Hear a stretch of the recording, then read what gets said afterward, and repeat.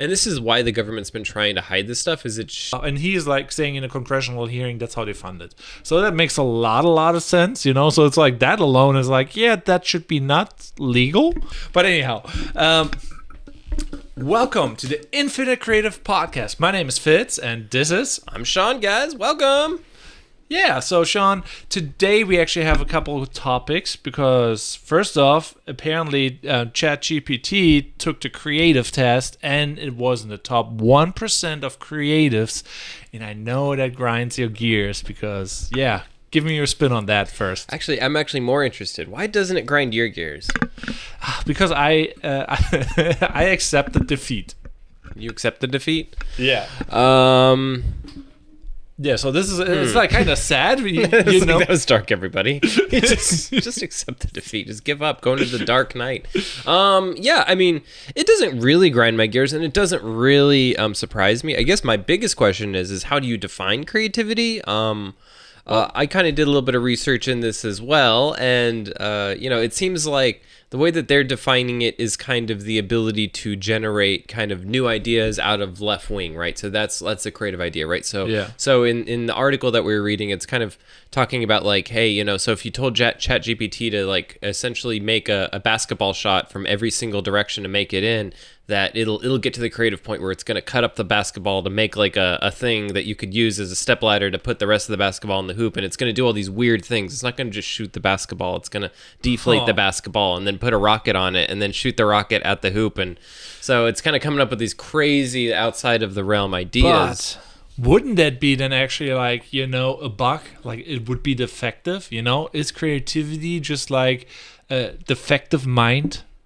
Is creativity just the defective mind? And now I wouldn't say that. I mean, it's a little. But I mean, like, it is kind of like that, like people get really like they become very accurate, and that's when they reach the mastery, and then they're like, screw it, let's do something crazy. And then people who are on the journey of being accurate are like, oh, whoa, I never thought about that.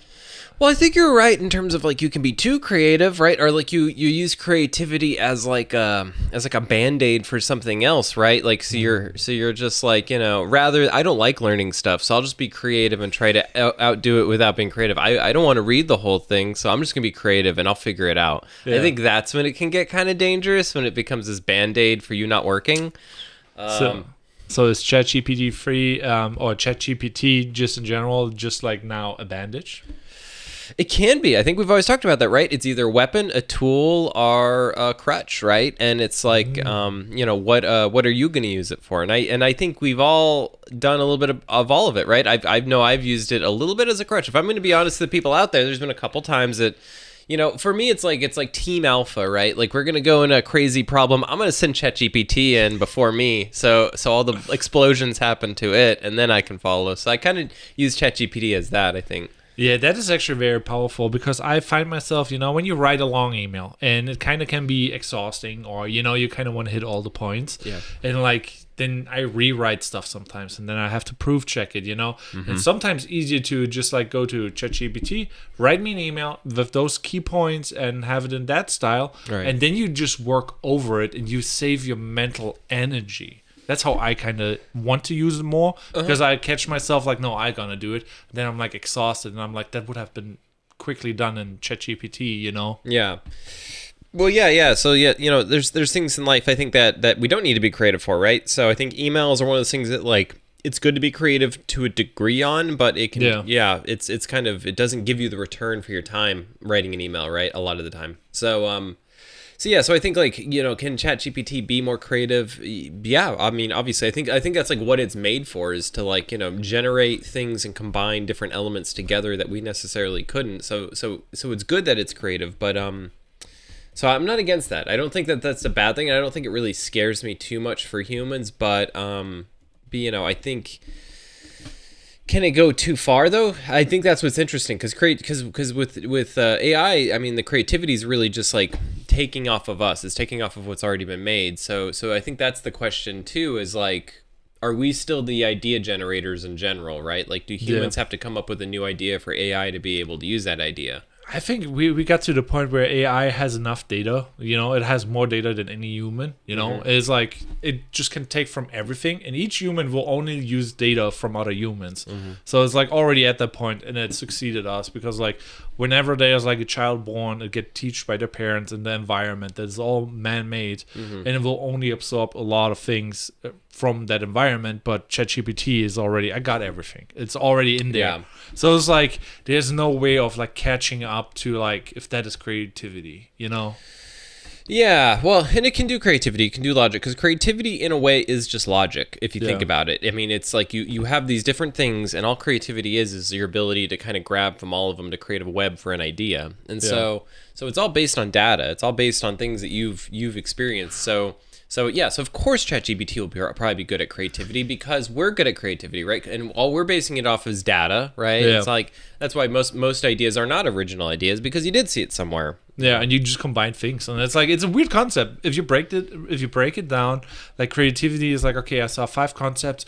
What if I put them together? Well, what I do like a little bit less of that, but more of this, and then I do that other thing that I did somewhere else, and from a completely different field, and I just combine 3 things. And I'm like, whoa, I made something creative. Yeah. A lot of stuff, can be found in the past. A lot of the times for young designers, that's what a lot of young designers really forget. Like when they're trying to find inspiration for a project, they're looking at stuff that was made yesterday, this month, where it's like, you know what? Sometimes the coolest stuff was made in 1920. Go look at that, and then use and steal from that and put it today. And a lot of time that works out really well, So it's funny because we're just like AI, right? We're just grabbing stuff that already exists and putting it together and making our own thing anyway. Yeah. So of course it could do that. Oh, there was actually I don't know if you watched it.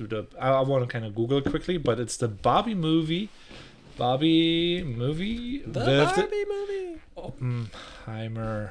Oppenheimer. Yeah, basically somebody made an AI overlay on YouTube, so it's basically a mixture of Midjourney, and it's like Oppenheimer style Barbie. Okay. Yeah, I kind of want to quickly search for this, but this is like a kind of interesting concept too, because you can just simply combine Oppenheimer, can you cover me for a second? Yeah, so anyway, Sorry, that just popped up in my mind, and I think we kind of should react live to this. Okay. Yeah, so I mean, that's what's interesting about all this AI stuff right now too, is you're just seeing, you're seeing like your different things being combined, different IPs and franchises and different styles and stuff like that. So that part's really interesting, and it's funny because I watch that stuff and I think to myself, like, dang, if you could have just done this stuff before AI did it, that would have been a whole thing too, right? Like making Star Wars in the style of Quentin Tarantino or something like that. I think like stuff like that's really funny, where it is good ideas. Yeah, but so I think I kind of got it. Like, let's go on there. You have to watch it on this screen because the other screen kind of died. But we kind of see here a Shopify ad quickly for like 4 seconds, and then we will jump right into it. I think we have to document what we're kind of seeing. And this is like actually really cool. So this is like a quick trailer. Is it not playing audio? Oh boy. Which is okay. That's fine. Yeah. So what is this? What are we watching? So this is basically Midjourney images animated, with like the face filters of Oppenheimer with a Barbie overlay. So it's basically a mixture out of Barbie and Oppenheimer. Where it's basically Oppenheimer is the movie where like, oh, the nuke got invented, and you see the pink nuke tower. So it's like it went really viral, and it's really really easy to do now. With there's so many AI tools where it's like, oh yeah, you can animate now pictures, and it looks really good. And yeah, it's crazy because this is still the beginning of all this, right? Like and some of this is you see that the style and everything is like Barbie, but it's like Oppenheimer-ish. And it looks good. A little bit more animation, and this would be like a full-fledged like movie that I would watch. Yeah, and I guess that's the interesting thing, that I'm sure there's already like small movies and things like that already. But yeah, when do we start to see these like kind of big, huge box office movies that are made with AI on a large level, or do we? I think that's what's interesting too. We haven't really talked about it at all on this podcast, but the strikes. You have these huge strikes happening. Yeah, we should get into that actually. And one of the big points of those strikes is the AI use of actors and stuff in perpetuity, right? Like, so you go in, you get paid for one day's work, and then they just use your likeliness forever afterwards. Yeah, and then, but it's also kind of funny because theoretically speaking, what I hear is like, if you have like AI, you don't have a copyright on AI produced content. So theoretically, we should be allowed to just use anything that's AI basically created. But I see kind of a problem in that because like there's probably labels where they're like, oh, this is my IP, my intellectual property. So I don't want to have anybody use that in AI. What kind of makes sense, but then they have a monopoly on the whole industry, So I'm like, that needs to go.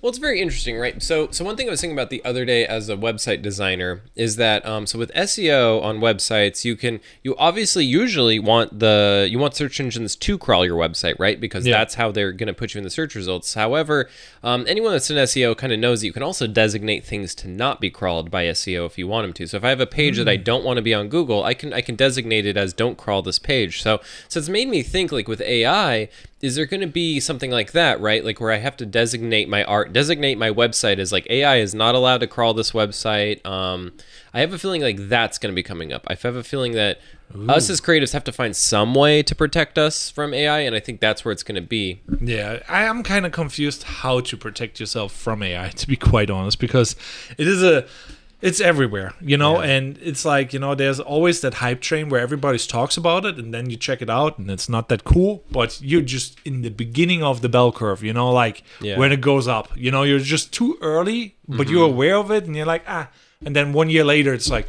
what the hell is happening, Yeah. I mean, yeah, exactly. We're really early in this, so I think it's going to be this thing where it's crazy to see that it's already able to do motion, right? That like what we just saw right there. Talked about it on the podcast. Yeah, like it's so good at already tracking that and creating that stuff, and and these things are multiple tools, right? So even in that case, it wasn't just Midjourney; it was like probably 3 or 4 different things it combined it with using Python and other code. But it's kind of incredible though that we're already at that level. You could already today look up a YouTube video where they'll walk you through that process. And we're like, what, a year into this, a year and a half maybe into this. Yeah, we talked on the podcast, like first when we had like Midjourney, and I'm like, oh yeah, the next thing is probably animated movies and pictures, and I'm like, here we are watching like the Oppenheimer Barbie crossover, and I'm just like, what is going on? Yeah, and and there's definitely already audio. There's already a thing out there that'll generate music for you in your videos and stuff, and there's things like that, and it's just so interesting because we have all this AI generated stuff now. It's like there was already this huge pile of content on the internet, and now I just feel like that just like exploded out because now we're just gonna have AI just generating stuff at 10 times the speed we could generate it. So we're just talking more stuff on the content pile online. Ooh, I have predictions, stock market predictions, or not really stock market, but if you think about that, data is getting produced at a way, way, way higher rate. So if you have storage, it becomes way more expensive.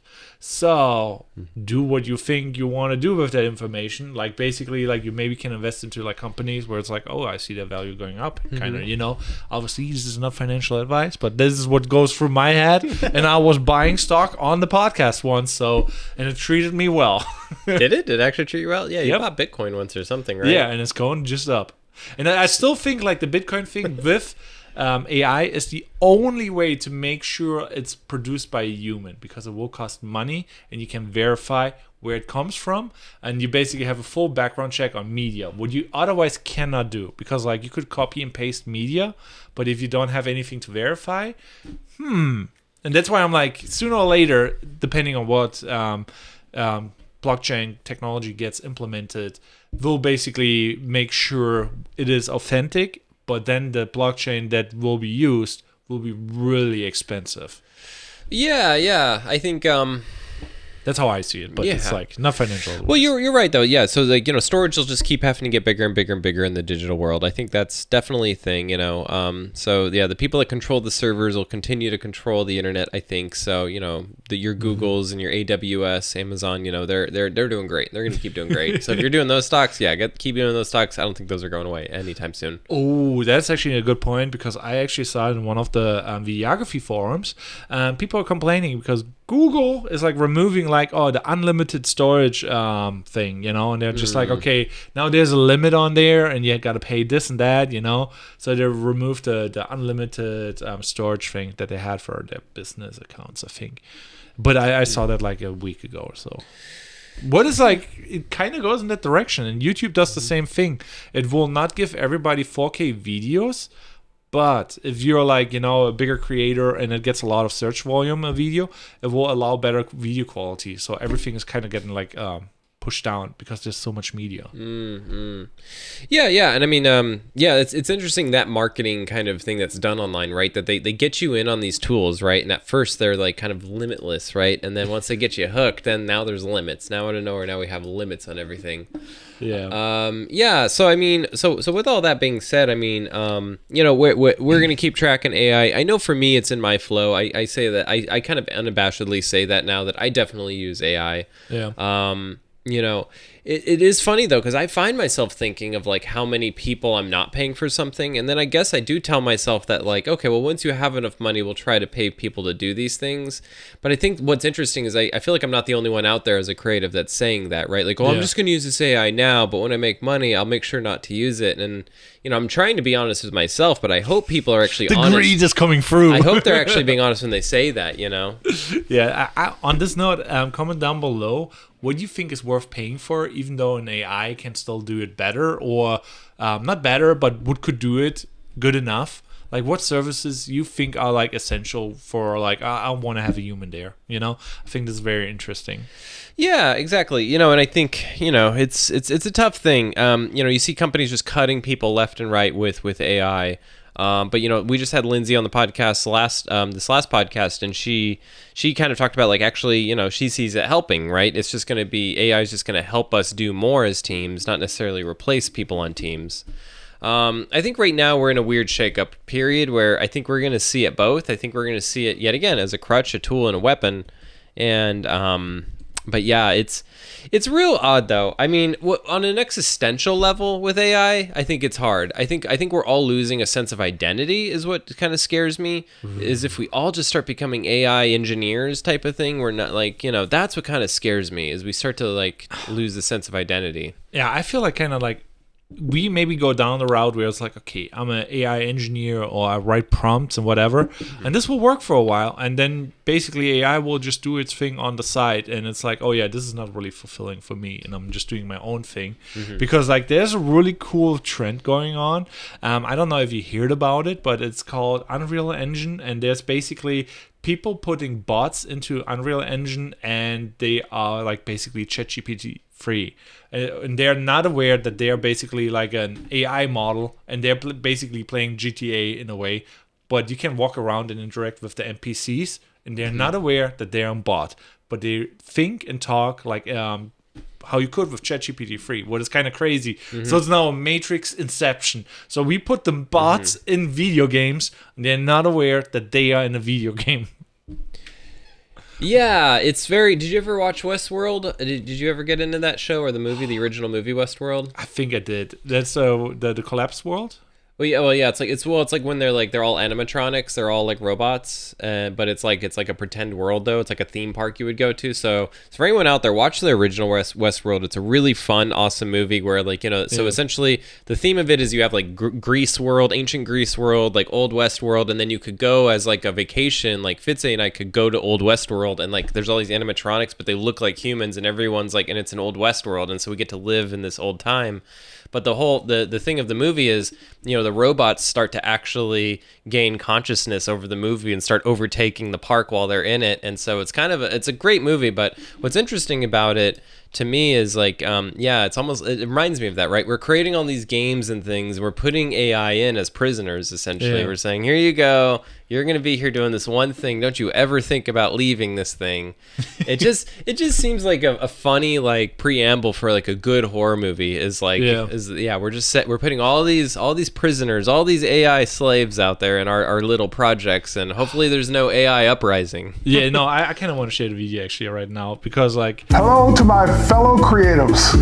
Let's break the ad, and here we go. Adobe will be live for a special For all of you out there, it's only day-long live $10 a stream month on to August get rid of 16th. YouTube Kind of our ads, just so society. you know. This is Replica Studios' smart NPC for Unreal Engine. So this is a demo of this new technology running in the Unreal Engine City demo, where you can speak to any AI on the street. You can actually walk up and talk to NPCs. So let's give this a go. The future is crazy. If you think about it. Hey guys, how you doing? Hello.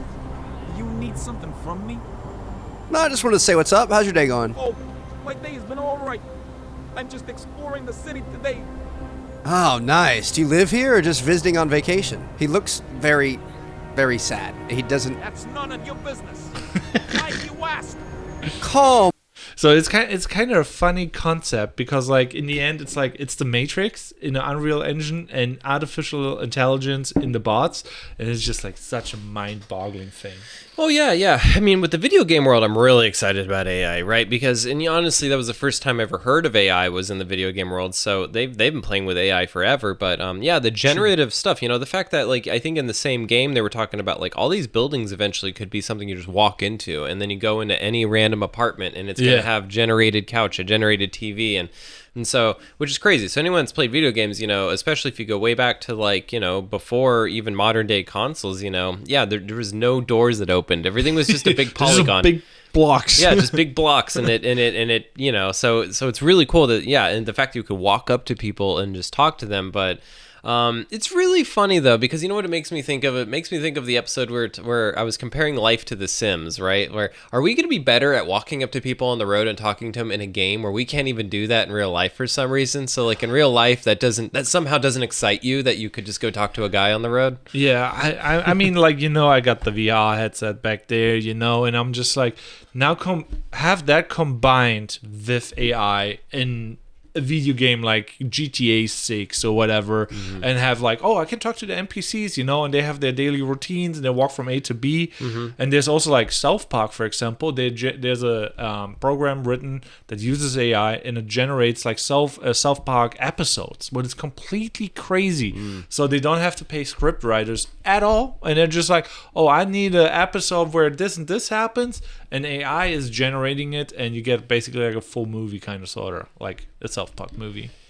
Yeah, now I think the question is it as good as if, Trey Mark and the rest of the South Park guys just created a movie? And I would argue probably not as good as that.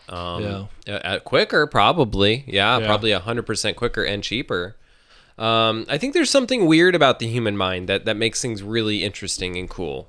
There's choices we make that aren't necessarily logical and that haven't been made before. Yeah. And I feel like that, especially for what South Park is, right? Because South Park's pretty leading, cutting edge. It's talking about last week's news some of the time. Yeah, they're fast about that stuff. So I feel like AI, while AI is fast too, I feel like it's maybe not that fast to come up with cool stuff that just happened. Yeah, or pick the right thing what hits the niche or something like that. Yeah. But I think that is also an algorithm that you kind of can train in. Now, there's one thing I thought was interesting too the other day, by the way, because this kind of reminds me of that. So we're talking about cutting edge information and data. Yeah. So what's interesting about AI too, and you've ran into this, I'm sure, with ChatGPT, is that all of this stuff pretty much goes up to today, except for technology platforms on there. If you've noticed, if you ask any questions about so if I use Facebook and blah blah blah, and I want to do this, you put this in ChatGPT, it's going to say, well, up to my data model to 2021, this is the answer. That's what it's going to give you, and that makes me think all these tech companies kind of knew this was going to come out, so they are already protecting their proprietary information. Facebook is already on it. Instagram already knows this is going to happen. That's why if you ever look anything right now, if open up in a new tab, put up ChatGPT, ask any question about an actual tech platform, Instagram, Twitter, Facebook, and you're going to see that it's going to give you a little disclaimer. It's going to say, well, up to my module that goes to 2021. So I think it's really funny. You do have these companies that kind of already knew this is going to happen, so they already have protected their data from being crawled past 2021. That is it's a crazy thing, and it reminds me of that when Facebook kind of got sued. What was the case where Cambridge, the Cambridge thing where a company is Analytica, just okay, we have access to Facebook, let's read everything we can read and just sell the data. And now this happened with the whole knowledge of humanity. Most people don't really know, but that AI program is basically trained on everything, so it's it's not supposed to give you answers for certain specific things because it's like handicapped, but it was trained on it. What is like, so it knows everything in a way. What is crazy. Yeah, it is, and so it's So I don't know how far we go down the AI road. I think we should cut it. But so I think we should cut it. I think we should stop right now immediately. But so with that being said, I think like with it being in the 1% to kind of round it up to that, do I think it's like. Do I think it has the ability to be creative? I guess, but like, I think you have to be very careful of what creativity is, because yet again, it may be able to come up with all these thousands of different things, but I still think the human mind can still generate stuff maybe a little bit more creative than AI. Yeah, or more resonating and real. Yeah, well, definitely real, and I think that's a big part, because that's what scares me about AI in general, is that we're just making a bunch of empty, like, generic things. Like, it's all going to start feeling very vanilla and safe, and that's not that great, I don't think. It's kind of like a Marvel or a Marvel movie, or whatever, those, Marvel movie, like like the big companies, when they produce a movie, it's always like polished and it's like, oh, it's perfect, but it's like, it's kind of plain, and I'm like not really care about it, but it's a nice action flick, what I mean? Well, and also like, the coolest creativity out there is stuff that challenges you, and so it just scares me that us as people, like, look at what social media did. We all just like went into our holes of things that we like and what we agree with. So like, why wouldn't that happen in AI, right? Why wouldn't we just cater our AI? Oh, that's not a good response because I disagree with it. Well, maybe that was the right response though, but nope, you're going to go back into AI and be like, nope, give me a different one. So it's weird. It's like it's going to cater your weird biases too. Yeah. Do we want to talk about the weird thing? The weird, I mean, like the congressional hearing about the potential aliens on the thing, and everybody's like, oh yeah, who cares? Like who pays my mortgage? And that's like kind of like the thing. Yeah, I mean, we could jump into that out of nowhere. Yes. You love my segues. Let's go into aliens now, guys. So I'm kind of an interesting person to talk about, because I'm definitely someone that's believed in aliens for probably his whole life. I've never been very vocal about that. You definitely don't have me at any congressional hearing talking about it, but I think it is interesting news, though, right, of how this type of thing is. I feel like if this came out in the 1960s or 70s, it would just be, crazy, just everyone losing their minds. But nowadays, we're all just kind of like, the world's ending. There's AI. What else? Of course, there's aliens. Yeah, I mean, like, this is like the kind of the segue that I want to go afterwards into, because, like, I think like it's a really cool tool that could help us, like decoding. Let's say like what they're saying in the congressional hearing is real, and they actually have like spacecraft that was like recovered, and they got bodies, and our scientists are basically incapable to do anything with it, or not at the pace that they should. With AI, we will have faster and better research, because it can do more with the data than we can, because humans are kind of limited with like, oh, you learn for 20-30 years one thing, you become really decent, but you're not really a master, and AI is already master at certain things, and you can just combine everything. So in the next 3-5 years, we would understand better different technologies, if that makes sense. You know what this makes me think of? So you maybe have never seen this movie, but the horror movie Alien and Aliens. I did. It's a classic, oh? Yeah, definitely a classic, So and this is a little bit of spoiler, but hey, it came out in the 70s. You guys should just watch the movie. But it's recommended. So Alien is, what's interesting in Alien is in the movie there's a cyborg, there's like a robot, and you don't know it the whole movie. He's kind of just hidden. He just seems like he's part of the cast. But throughout the movie, it's like worth a rewatch. It's one of those things where there's all these hints throughout the movie, but he's actually interested in the alien. They're all trying to kill it, but he keeps hiding that he's actually doing experiments on the alien, and he's the one that brought it into the ship, and he's the one that broke quarantine. And by the end of it, he kind of reveals that he did because it's the perfect human, it's the perfect biological creature. It's more perfect than the human, and that like he just became obsessed with studying it. So that scares me with AI a little bit too. That the AI is almost just like the alien's so cool. It doesn't really matter if it kills all the humans because it's a better symbiotic thing anyway. So it's actually better for the planet than humans. And it's like I think we assume that AI is our side. Here's me trying to be positive, like, oh, in case like shit hits the fan, we got a tool, you know. But here we are, like congressional hearing, everything's going down. I'm just like, it's crazy. Yeah, I mean, but it's good though. I mean, it's interesting that it's in a congressional hearing. I really did like the part where they talked about, has there been people that have been injured or hurt from this? Has there been killed too? And killed, and the guy just simply was like, yeah, there definitely has. Yeah. You know, I think they're in this government. I don't want to get too weird and political here, so I have to be very careful. But like, I think like there's definitely a shadow part of the government. I think a lot of Americans do believe that, no matter if you're Democrat or Republican. I think a lot of people do believe that there is some force that is actually handling the government stuff behind the president stuff. Like there's someone more powerful almost. Well, they give a really good explanation on the congressional hearing. You know, we all know that the Pentagon has like a 1 to 2 trillion like amount of deficit every year. Yeah, that is randomly disappearing out of random, you know, and it's just like, and he's like saying in a congressional hearing that's how they fund it. So that makes a lot of sense, you know. So it's like that alone is like, yeah, that should be not legal.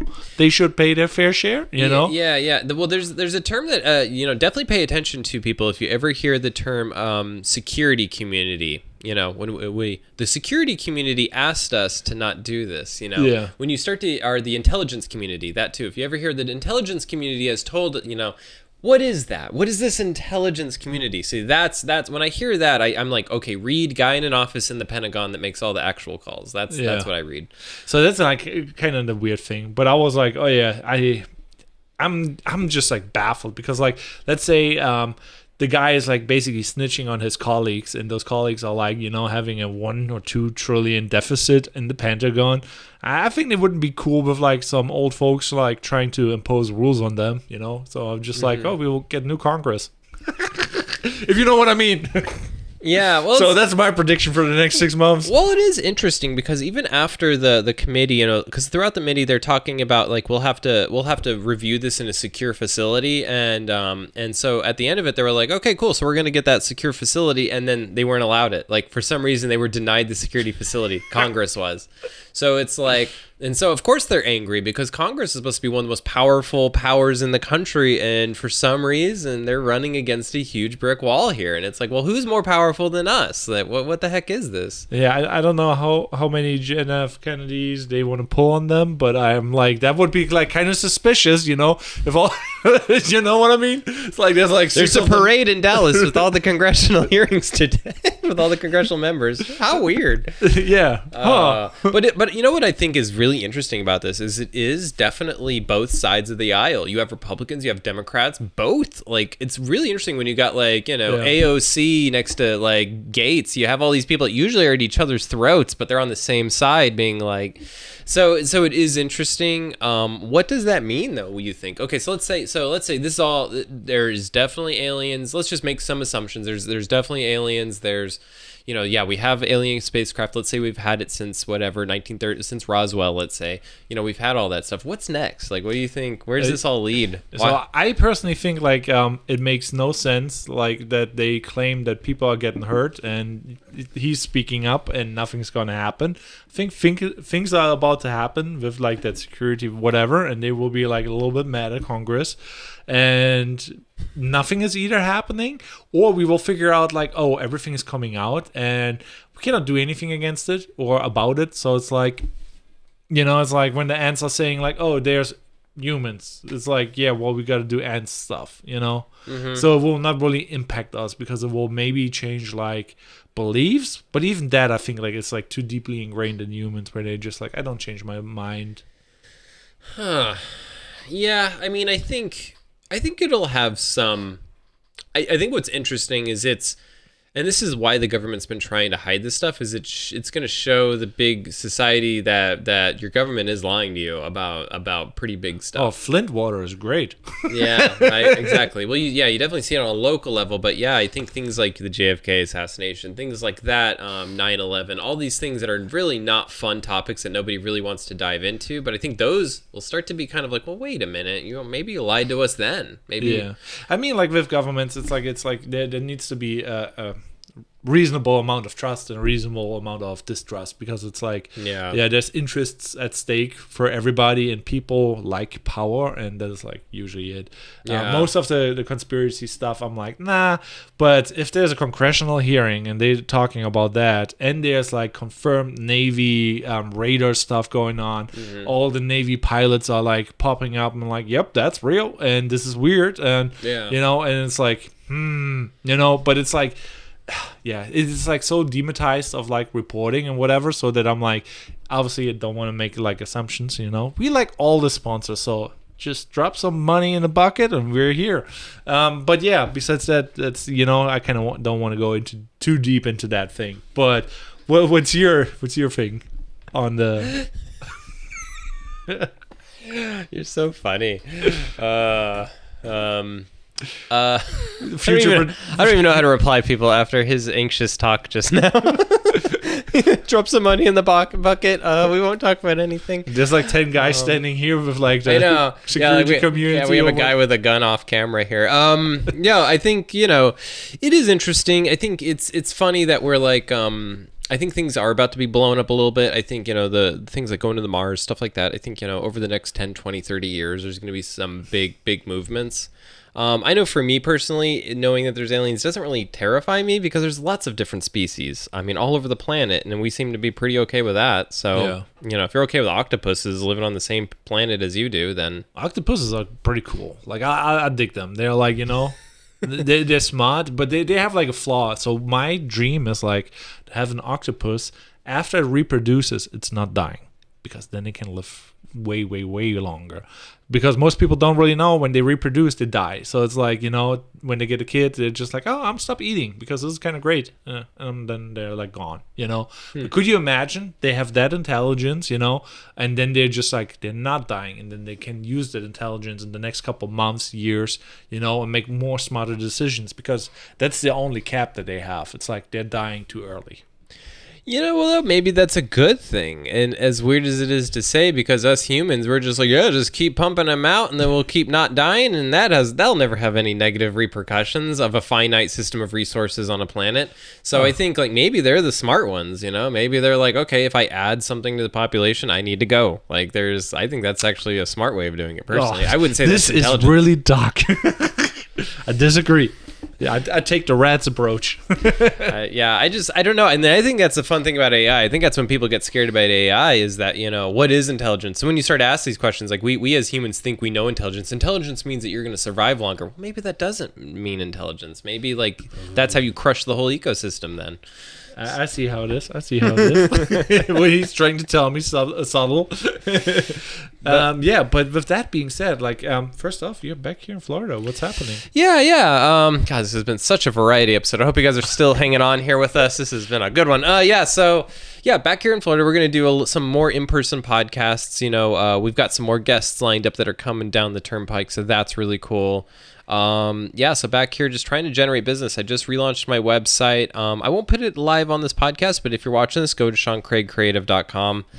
Brand new website. Yeah, feel free to critique. Send me any errors or anything, and I can have a headache. But yeah, so it's been good, you know, meeting people, getting paintings done, trying to keep moving. You know, I've been in this slow space. July's a slow month for me, so now I'm in that ramp up mode. Gotcha. But you're doing great though, by the sounds of it. Yeah, well, financially and like gig wise, it's very, very great, but I'm just like, it is rough, you know, when you're like, you line the plate up and you have lots of things to eat, and you gotta eat them because you said you eat them and you ordered them, so you gotta do them. And that is like the fun part about it, you know, like when you take on a lot of business, you gotta do a lot of work, you know. Yeah. And now I'm like kind of looking around, who can I ask for help? What can I outsource? What I cannot outsource, you know, because there's little things that I would like to outsource. Mm-hmm. Some of the things I can't outsource, and it's a weird thing, you know. Give me one of those. What's like the top thing you'd like to outsource as a video guy? Editing simple stuff. Simple stuff. Yeah, because like there is AI, but there's also not AI for that, you know. Like let's say I want to edit a podcast, you know, It would be nice. It's completely like somebody puts the logo in the beginning, adjusts the sound, you know, put the graphics how we like them, or you know, maybe puts a little extra Shazam on there. Then maybe cut some reels from that. Then maybe same with like when I edit like a client video, there's like always like moments where it's like, this is a banger moment, but you have to watch all the footage, and that is very time consuming. Like having the banger moments already pre-selected, so you just can be like, okay, this, and goes there, you know. So you like, it's little things or organization and like all the back end of the business, but it's like not enough money because a lot of things happened. So it's like can't even hire people because like life is falling apart on several roads. Well, and I think that's such a common story with creatives where they're like, I need more help, but I don't have the funds for it right now. And then it's weird, right? I would have the funds though. That's the fun part. I find that it's funny, right? Because in the same sentence you're like, I'm making good money, but then the next sentence you're like, I don't have enough money, and it's like it's such I've been in that same place too, where you're just trying to find help, but you also don't want to be the guy that he's not able to pay, or he's like, undercharging or underpaying people and stuff like that too. So I get that. And so you want to just get the monotonous stuff out of the way, right? The stuff you do all the time, which I think with AI I can definitely see happening, where you're doing a podcast like this and you're marking the cool moments, and then you're just feeding it through an AI and say everywhere there's a mark, turn that into a clip, something like that.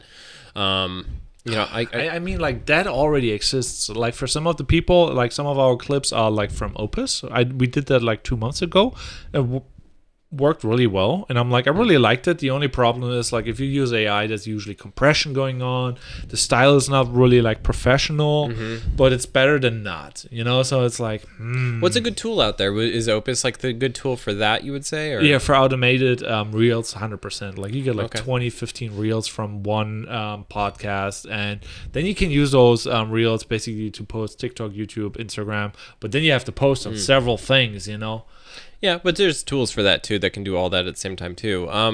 So with Opus, is that free? Is that paid? Yeah, it's free for like a couple credits. So all of those AI things are kind of working on credits. Why? Right. Because they're all suffering the same problem. We're a new tool. Everybody should use us, so we have to be free so that we get early adapted and we can grow fast enough. Right. And that's how they struggle, because like there's so many tools popping up. There's like, I cannot even name all the tools that I was like seeing, and I'm like, this is amazing, that is amazing. Then there's now those AI like compilers where it's like, oh yeah, you can run this program through this, and then through this, then through this, and AI is automating like basically the workflow. What is like super powerful, and I kind of want to get into that, but that's like learning again, like so many things, and you don't even know what to learn because there's 20 bazillion programs coming out. Yeah, I know. That's what's tough is I keep finding creatives that are like, I don't know Python. What the heck am I even doing here? And I'm like, yeah, I know. It's tough, right? Yeah. There's so many tools out there. It's funny because some of the tools are very simple and they kind of allow you to do everything. And some tools, it seems like they're kind of being a gatekeeper to the AI in a weird way. Like they're so it is interesting. There's 1,000 ways people are trying to solve the problem right now, trying to get into the new world of AI. I think what's going to be very interesting is that like we're going to have to create, like we're going to have to come up with ways to push the envelope still, like because I think these things are going to come out in the next coming years and they're going to make your process easier. But it's going to be interesting to see like, so what do you end up spending the time on, I guess, then? What is the thing that takes up the time? Or is it really just about getting this thing to be no time? Is it really... I don't know. Like, I don't have the answer for that because like there's a lot of people like, outsourcing, doing the thing, and they're doing it like with real people, and they have like a system in place, and it's like they don't adapt in the new tools. So it's like, it's either like you go this way and you completely don't see what's going on that way, and each of those ways are getting better. So I guess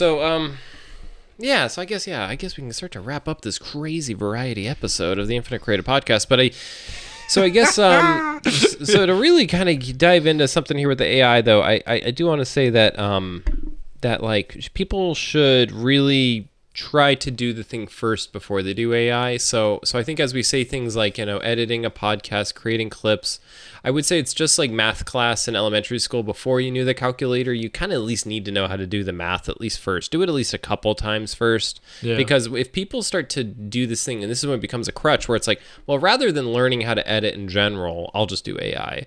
Which, as a business owner that doesn't want to edit, I get that. But if you're going to be a video editor, then you should do it yourself at least once or twice. Yeah, I mean, like, back to like that pod, because like you're right, but it's also like it's kind of good to like try the new tools, you know, and it's like you have to try the new tools, and it's like how long should you procrastinate learning, because learning never stops. Like you can learn something for hours and days and years, and you never be a master because there's always somebody better, and then there's that new tool that maybe saves some time, you know. Yeah. Now I guess yeah, I do want to wrap this up on one cool thing. So I did find I watched this video that was on Leonardo da Vinci and how he actually used to take notes. And you as an ADD guy would actually really love this, where Da Vinci kind of would do notes where he would talk about like one thing and then immediately talk about something else, like anything that came to mind. So he got to this thing, and I think we'll talk about this more maybe in the next podcast, of flow state. And I've been talking a lot about people about getting to a flow state.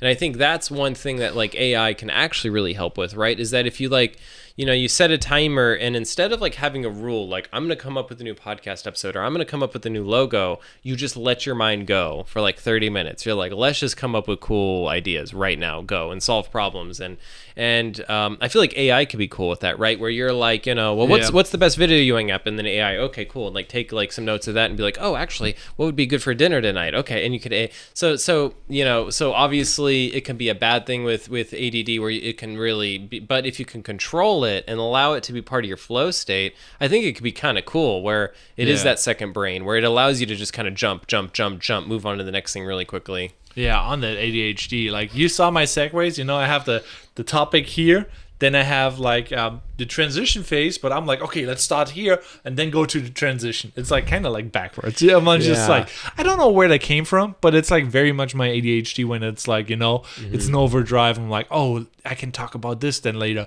but I need to switch first topics, and it's like, this is not a segue, but I'm like, let's force it. Well, it's funny too, because you have like this this context that that none of us know about, that you're talking about, but it's in your head that you have this other contextual thing. So like earlier when you were talking about, oh, we shouldn't probably talk about this stuff, and then, you know, go ahead and put money in the bucket and stuff. I was like, wait, what? Wait, how did? Because it's like in your mind you're thinking of different things. It makes sense, but yeah, so that's what's funny about people with ADD and ADHD, is that their minds are moving so quick, which is a really cool thing, but it's really more, can you have us all catch up to your mind than where you're at? Well, I'll let you guys back there.